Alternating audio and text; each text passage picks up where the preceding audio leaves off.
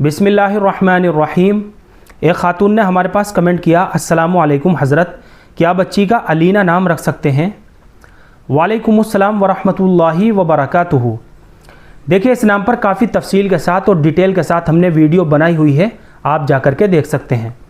बाकी आपने अलिफ़ के तलफ़ुज़ के साथ जो अलीना लिखा है, यह लफ्ज़ लुग़त की मोतबर किताबों के अंदर मज़कूर नहीं है। अलिफ़ के तलफ़ुज़ के साथ अलीना, यह लफ्ज़ लुग़त की मोतबर किताबों के अंदर मज़कूर नहीं है।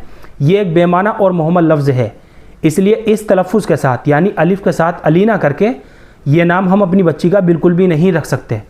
अलबत्ता अरबी ज़ुबान में एक लफ्ज़ आता है आइन के तलफ़ुज़ के साथ अलीना।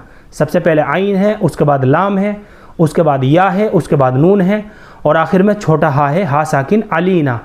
बस अलिफ़ और आइन का फ़र्क है।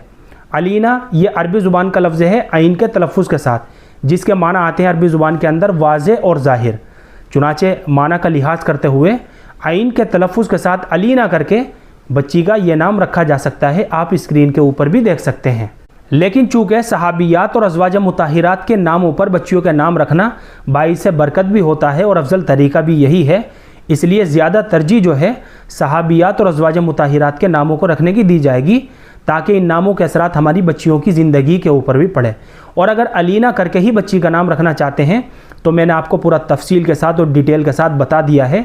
आइन के तलफ़ुज़ के साथ अलीना करके बच्ची का नाम रखा जा सकता है। फ़क़त वल्लाहु आलम।